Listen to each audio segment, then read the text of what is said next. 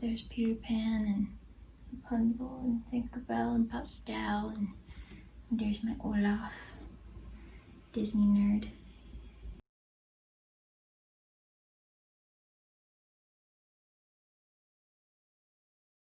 I was 16 and I had just finished up the CCH high school summer program. So I was out in LA for an entire month of my summer, and it was just this creative environment that I had never had before. I loved it and I did not want to leave. I was very sad when I left. What made it even harder was I was going from somewhere where I finally felt like I belonged, and I was going back to my small town in Pennsylvania where nobody was like me. How am I going to be able to go back to my high school? I went to high school.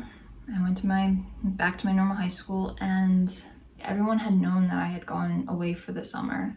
I just felt this judgment by everybody. Plus, I was dealing with 2 different medical conditions, and they were literally comparing me to the one other student that they had who also had my medical conditions. They weren't looking at, okay, this is Gabby. This is a student that is completely different from another student. It was, oh, well, they can do this, so why can't you? My parents were not happy at all. I remember 2 of the girls in the summer program talking about cyber school. You have your classes online, you do all of your schoolwork online, and you basically do it from home. So I brought that up to my parents, and we ended up finding one. It was Pennsylvania Leadership Charter School, or PALCS. The thing that made it hard was at this time, because of my health, I was not dancing. I wasn't seeing my friends. I was barely even talking to my friends. But then it was also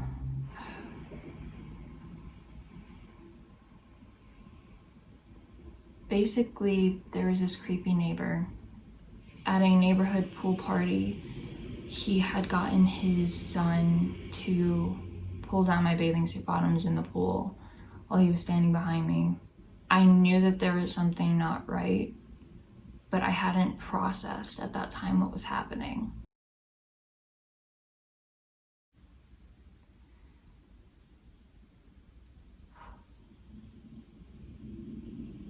There was a neighborhood New Year's Eve party, and this creepy neighbor was there again.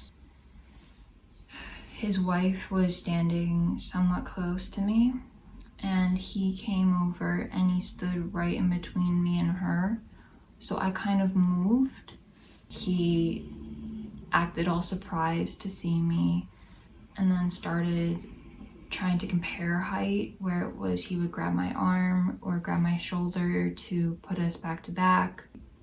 Like I could almost like feel what his thoughts were. I tried to get away from him as fast as I could, and I did, and I found my mom.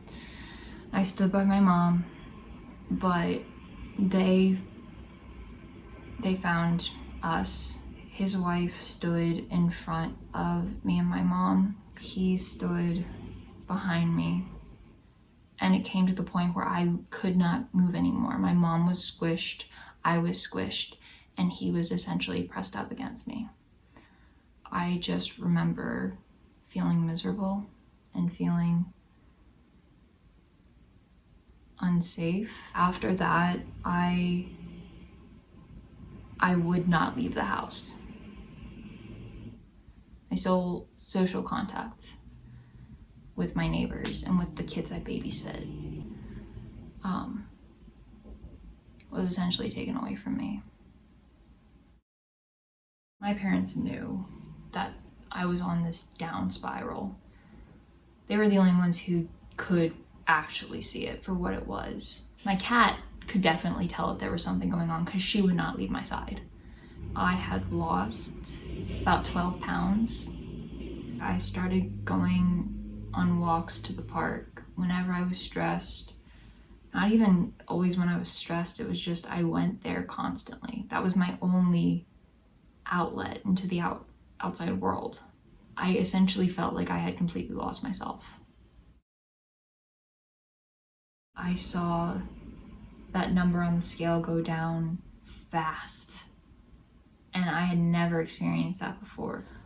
So that only made me want to keep on walking and lose weight more and eat less and count my calories, and would get excited when I would see that my calorie intake was significantly less than my calorie outtake. And looking back on it now, I essentially had a borderline eating disorder. This was my breaking point. I wasn't sleeping, I wasn't eating, I was skin and bones. My panic attacks were off the Richter scale. Everything was going wrong. This one day, I felt like I just wanted to crawl out of my skin. And I remember thinking to myself, I just want all this to end, and I want to run off a cliff. And so I went to my parents and I just broke down. And clearly I was struggling for over a year and stressed for over a year, and felt like nothing, and like I wanted to just die for over a year.